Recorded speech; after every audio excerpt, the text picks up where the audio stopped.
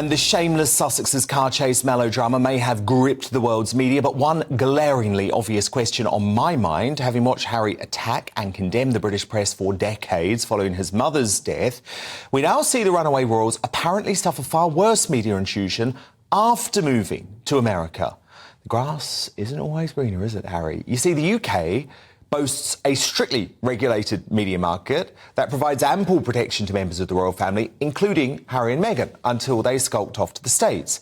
By contrast, the US media, and by the way, I completely support this, is covered by the revered First Amendment, which protects freedom of the speech and the press, meaning incidents like last night's New York car chase are much more likely.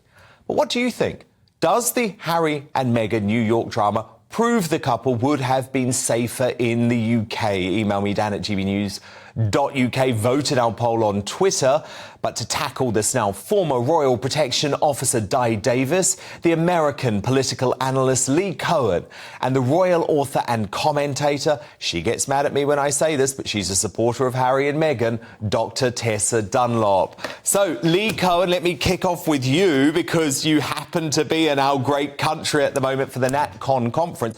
And you know I'm not attacking America at all. I think the First Amendment is brilliant. I wish we had it in the UK. But you have to admit, the First Amendment does give photographers and paparazzi more free rein that they simply don't have in the UK, because there were no sort of chasers or anything like that when Harry and Meghan were here. No, this is definitely true, and I agree completely with what you've just said, Dan.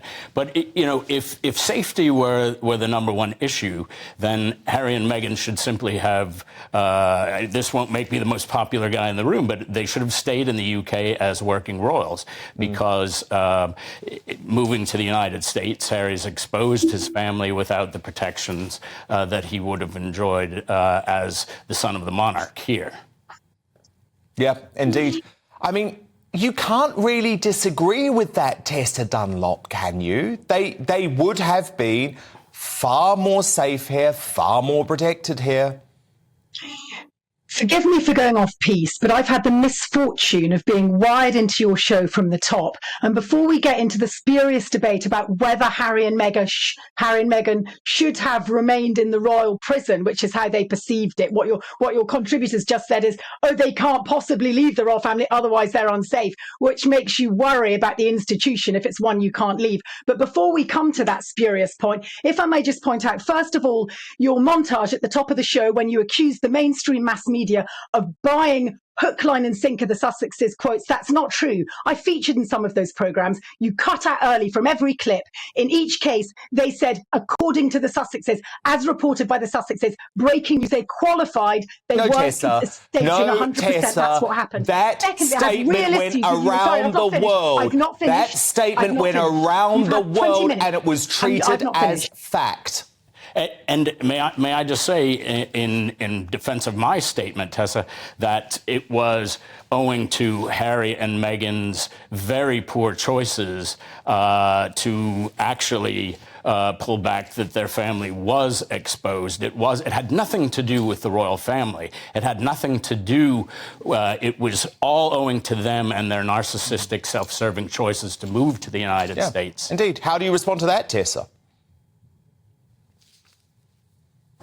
What's extraordinary is the way in which everybody, including your good selves at GB News, have pounced on this story, demonstrating the combination of the British royal family when it marries Hollywood tinsel and then moves over to the other side of the Atlantic, grows monster legs. They are far greater than the sum of their parts. And the irony is, right now, Harry is midway through contesting our Home Office for refusing to give him access to policing that he would be prepared to pay for. But can I go back to my list of complaints about GB News this evening? Let me ask you a question first, Tessa Dunlop. Let me ask you a question first, please. This is a discussion. You know that, Tessa. Tessa, do you concede that the statement was a lie? There was no near catastrophic car chase. bringing me nicely onto one yes of a question that brings me nicely onto one of my other issues with your earlier program. No, you referred to the New York Mayor. I'm going to answer your question, Dan. I'm answering your question. You referred to the New York Mayor, Eric Adams, as downplaying this, as it not being catastrophic. What you didn't say was he conceded it could have been extremely dangerous and that the NYPD said it was a challenging situation. I continue. And the mayor said the paparazzi had been both reckless and irresponsible. So actually, what do you want? Do you want death? Do you want cars to collide? Do you want whiplash before we can prove that they are potentially in danger? Because I agree. I agree there's a contradiction at the heart of this here, where they seek publicity and they also want privacy. But I don't like where this is going. Let me bring Di Davis in on this, because Di, you're of course a former Royal Protection Officer, considered one of the best in the business. Surely you concede, looking at this incident and the shocking security detail meant to be protecting Harry and Meghan, who let them go into a yellow cab with a driver who they didn't know if he was drunk or on drugs. I mean, Mr. Singh, very good driver, we know now, but they had no idea when they shoved him into that yellow cab. Surely you concede, Di, that they would have been safer if they'd stayed in the UK. Well, yes, I totally agree. I'm sorry I missed most of your contributors because I went offline. Yes, certainly, if they were still in the United Kingdom and they were getting royalty protection, I don't think the events, as is alleged, and it's alleged because a lot of it, we haven't actually got to the bottom of it yet. But of course, if they were in Britain, if they were working royals, they would be protected. As far as I know, if the committee that decides this took on board the evidence, the intelligence, then of course Harry and Meghan, if they were working royals, would get protection. In terms of the fact that he wants it as a that's a matter for intelligence and for a president, I think, shouldn't be set that anyone like Harry, if the risk isn't there, his auntie Anne doesn't get it full time. I'm against that. If you're a royal and you're working, I think you should get it full time. And if he was back here, and in fact, he's had it. Every time he's been back here... He got it. Exactly. Tessa, don't you think that it's wrong to make comparisons to Princess Diana's death? Princess Diana died because of a drunk driver, because of the fact she wasn't wearing a seatbelt. Where are the comparisons? This is some sort of weird, sick, emotional game playing, is it not, Tessa? Interesting you should bring that up, because the New York mayor you cited at the top of your show, Eric Adams, also brought up how deeply emotional it must have been for the pair, given what happened to Diana. So forgive me for going with his editorial, Dan, and not yours. I think we can all agree that for Harry, last night will have been something of a trigger. We can also all agree, despite the fact you frame me as a Sussex supporter, that yes, there is a contradiction at the heart of their narrative where they both attention seek and want privacy. But finally, I think what this proves is they have gigantic media pull and they have a very expensive quest. And that is how to pay for their own security. And to be able to pay for it, they're going to have to keep performing. It's called a vicious circle, a bit like your show, Dan. I'm sorry, this is absolute rubbish.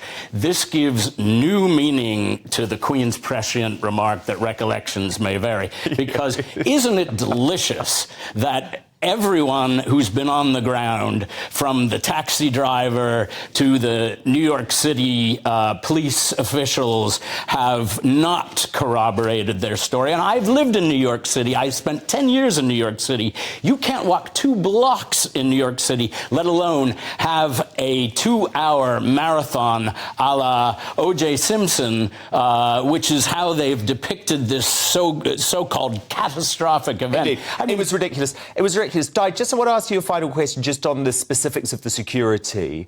Do they need a new team? Because it felt like this security team that they've hired were doing lots of very reckless things in New York, seemed to be wanting to encourage a cat and mouse with photographers, and then putting their principals into a car with a random bloke off the street in a yellow cab. Do they need a new security team? Frankly, it beggars belief if that version is true. I simply couldn't believe it when I heard it. But being a retired policeman, I like facts. I think if it's true, I would sack every single one of them if it's true. But I really need to know their version first. Indeed. Oh, but Harry and Meghan don't do facts, Di. They don't do facts. It's just feelings. It's their truth. It's feelings. Right, Tessa? Well, I understand that. And I respect everybody's point of view, but I tend to agree with you, Dan. Okay, I'm sorry. final word, Tessa. I just want to say that I think that Harry and Meghan's editing of their truth matches Dan Wootton's editing of your take of their truth. And you're all as bad as each other as far as I'm concerned. But I think we have to recognise they've got an expensive Tessa, job on their hands. As a regular viewer of this show, you will know I'm all about facts and not feelings. But Dr. Tessa Dunlop, thank you so much. Thank you too to former Royal Protection Officer Di Davies and the expert in transatlantic affairs, Lee Cohen. But who do you agree with on this? Does this claimed car chase prove that Harry and Meghan would have been safer in the UK? Matthew on Twitter writes, I have a feeling some are voting no because they don't want them back. From Dahl, they weren't in any danger. They exaggerated the whole thing. It was a stunt to highlight they needed protection for when visiting Britain. And Jackie writes, they were both safe. It's sick that the pair are using the deceased mother of Prince William in a stunt. Harry has disgraced himself yet again. And your verdict is now in. 30% of you say that the car chase does prove that the couple would have been safer in the UK. 70% of you say it does not.